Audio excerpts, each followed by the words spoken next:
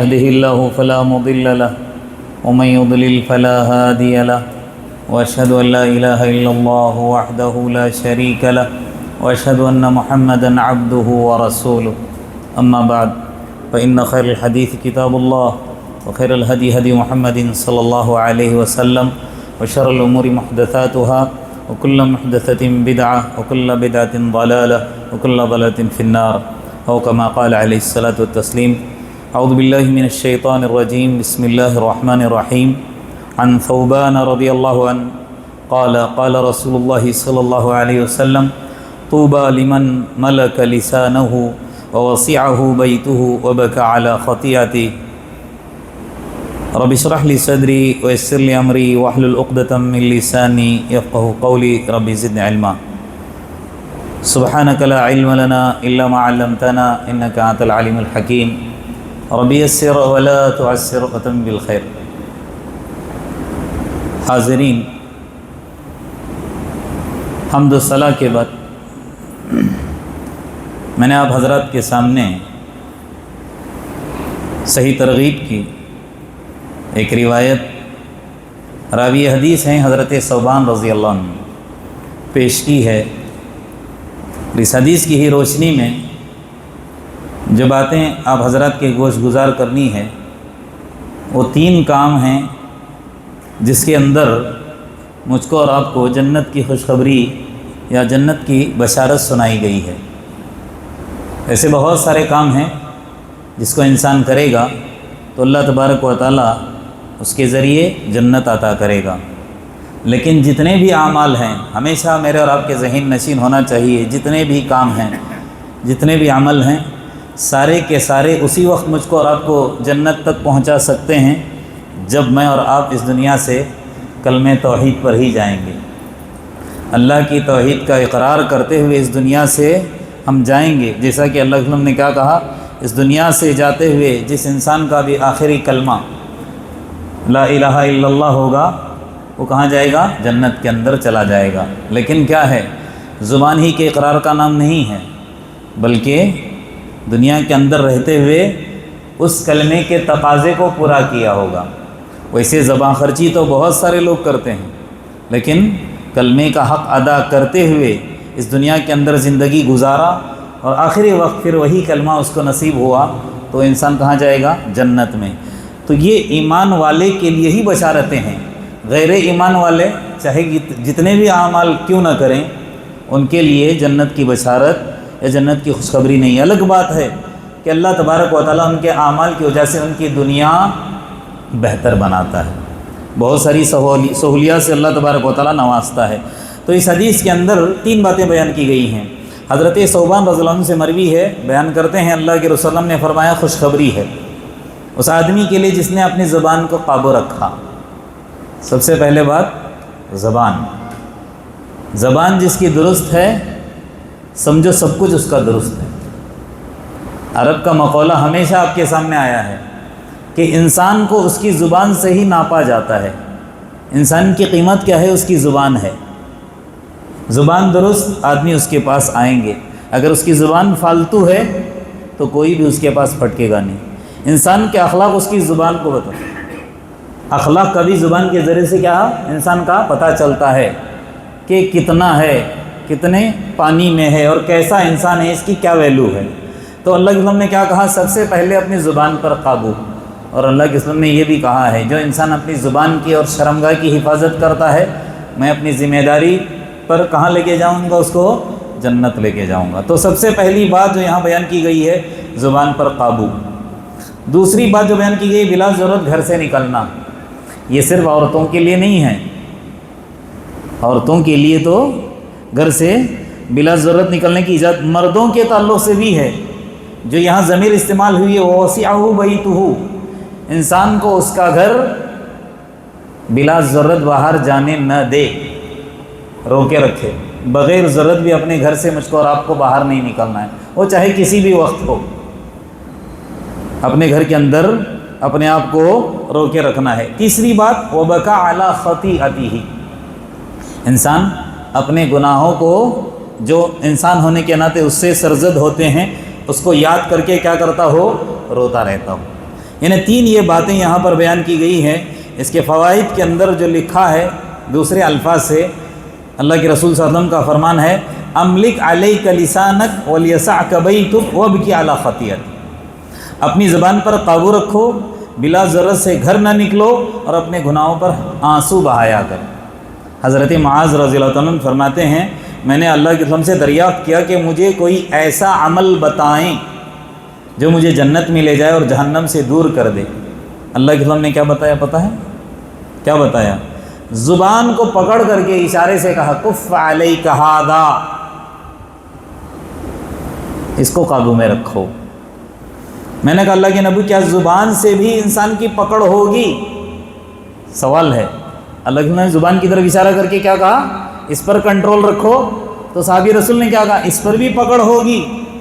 اللہ کے نبی نے کہا تکیلت کا امک، تیری ماں تجھ کو کھوئے۔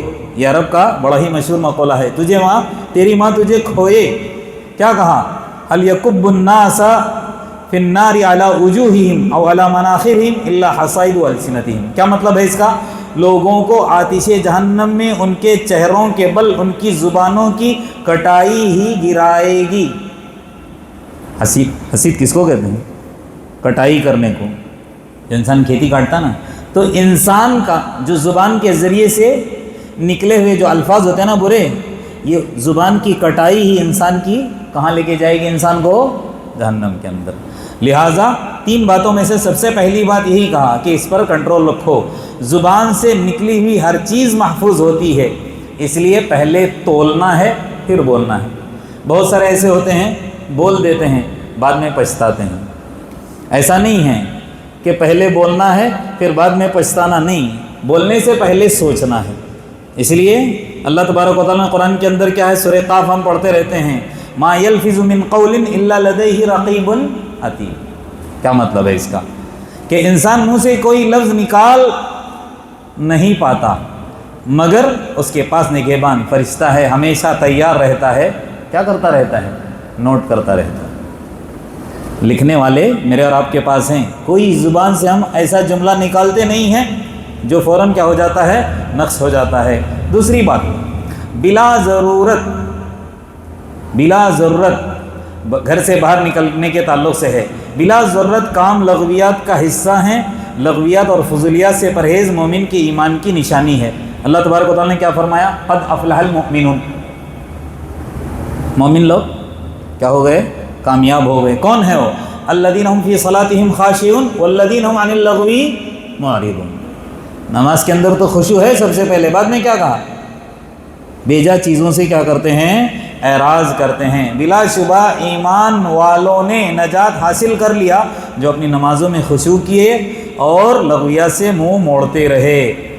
اس لیے کیا کہا؟ وَإِذَا مَرُّوا بِاللَّغْوِ مَرُّوا كِرَامًا۔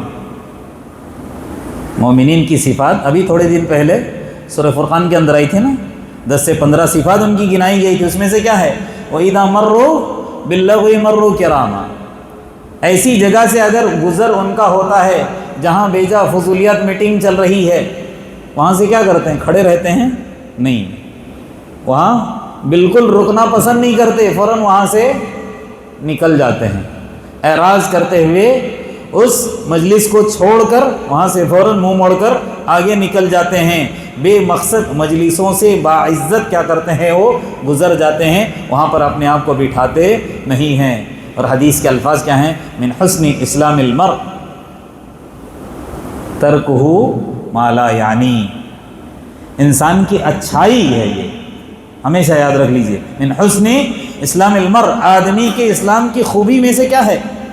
ترکہ ما لا یعنی، بیکار چیزوں کو وہ کیا کرتا ہے؟ چھوڑ دیتا ہے۔ لا یعنی چیزوں میں وہ پڑتا نہیں ہے، یہ اس کی خصوصیات میں سے ہے۔ بلا ضرورت گھر سے نکل کر چوک چوراہوں گلیوں میں بیٹھنے سے اسلام نے بالکل روکا ہے۔ لیکن ابھی تھوڑے دن پہلے ایک حدیث آئی تھی، وہ کیا تھا؟ اللہ کے رسول صلی اللہ علیہ وسلم کے صحابہ اس زمانے کے اندر جیسے آج کل کمرے بنے ہوئے ہیں، میٹنگ ہال بنے ہوئے ہیں، وہاں پر میٹنگ ہال بنے ہوئے نہیں رہتے تھے، تو صحابہ کرام ایسے ہی راستوں کے کنارے کھڑے ہو کر دین کی، بیجا نہیں، دین ہی کی باتیں یا اس طرح کے محافل مجالس لگا کر وہ آپس میں مذاکرہ کیا کرتے تھے۔ جب اللہ کے رسول نے چوراہوں پر کھڑے ہونے سے اور کھڑے ہو کر باتوں کرنے سے منع کیا، باتیں کرنے سے، تو کیا کہا تھا صحابہ نے؟ اللہ کے رسول ہم سے تو نہیں ہو پائے گا یہ، ہم کو تو ایسی جگہ رک کر مجالس لگانا ضروری ہوتا ہے۔ اللہ کے رسول نے کہا اچھا تو اتنا ہی ضروری ہے تم کو وہاں کھڑے رہ کر میٹنگیں کرنا، آپس میں تبادلہ خیال کرنا، مذاکرہ کرنا، تو کیا کرنا پڑے گا تم کو؟